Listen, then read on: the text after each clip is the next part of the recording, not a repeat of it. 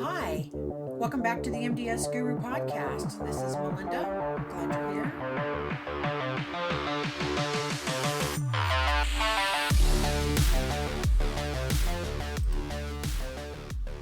Hey, listeners, episode 79. We're recording this podcast about once a month now, and very soon we're going to be archiving some older episodes that are no longer current. So if you want to hear anything that is not new, you might want to look back on the prior 78 episodes. We are starting a new podcast. This podcast is not going anywhere. I will still be recording material at least monthly, or maybe more often if things, happen. The new podcast is premium regulatory content called the M3 Review, which is Medicare, Medicaid, and MDS. You will be able to listen to that podcast for free. If you're interested in CEUs and the slide deck, you will be paying for that. And you can find all of that information on www.renshawconsulting.com. So, enough of the ad. Let's talk about what we're going to get into today. I have received a few inquiries, requests, requesting clarification on therapy companies, or maybe it's your internal therapy, taking someone off therapy because they're not progressing. And everybody doesn't progress. Sometimes it's a matter of skilled maintenance therapy, and that's tricky and it's slippery. And there was a big lawsuit about that. It was called GMO versus Sibelius, and I may be pronouncing that wrong. January 24th is the anniversary of that landmark lawsuit.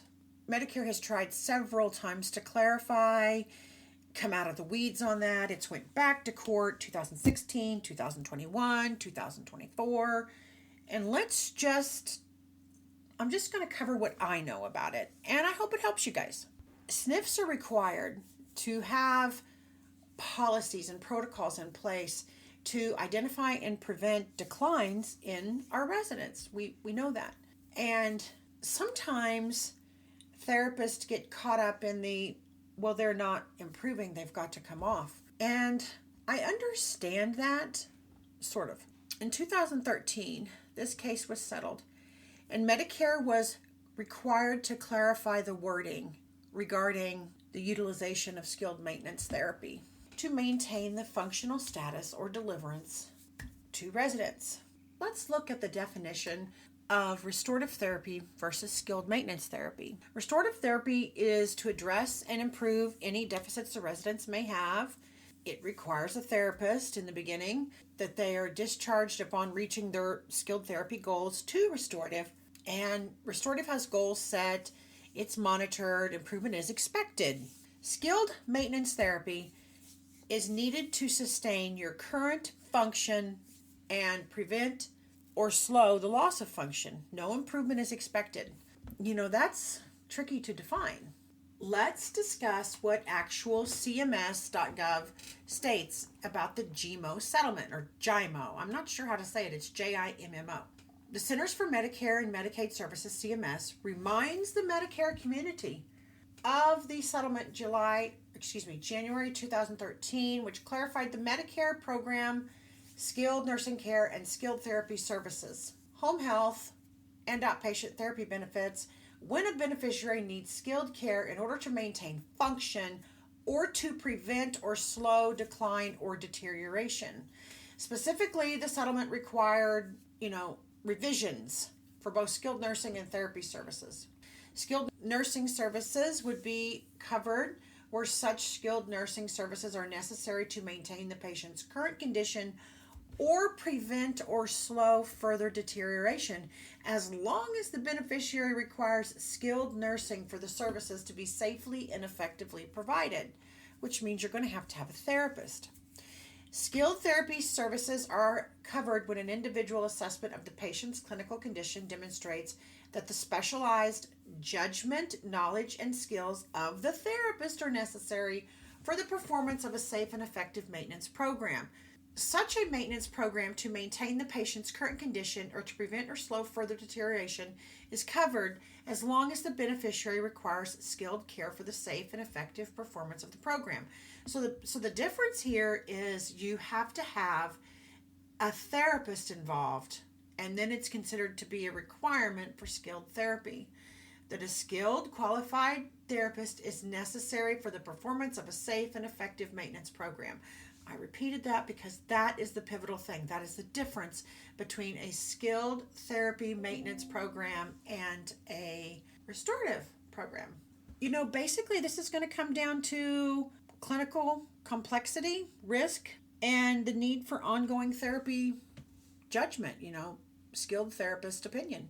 For instance, if the resident has clinical, conditions that are complex like neurological disorders, post stroke, things fluctuate, sometimes Parkinson's, ALS, MS, things like that, unstable orthopedic conditions, or recent fractures.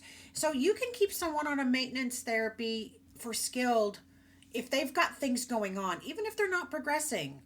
That's the big pivotal piece of information there.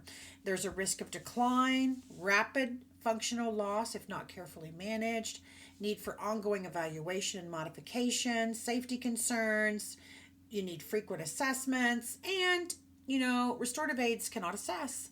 So the bottom line is if it takes a therapist to do it, to keep the resident stable, then it's skilled maintenance. When is a restorative program appropriate? When the resident's stable, the program is established. The aides can do it. They don't have to be assessing.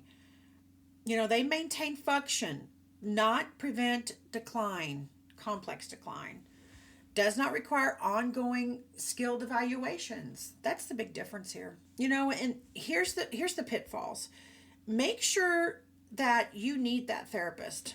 It's expensive, and we don't want to use them if we don't need them. Make sure that your program doesn't become routine, that you actually need it. Make sure your documentation shows why you need a therapist.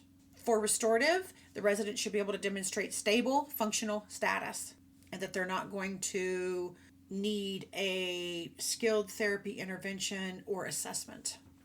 If this is not just absolutely clear as a bell to you, let me know. It comes up every now and then about people getting taken off too soon, residents getting off of their skilled therapy too soon. And if I can help or look at the program or help you talk to your therapist, I'd be glad to do that. So everybody, have a good day. Thanks for listening. This is Melinda. Till next time.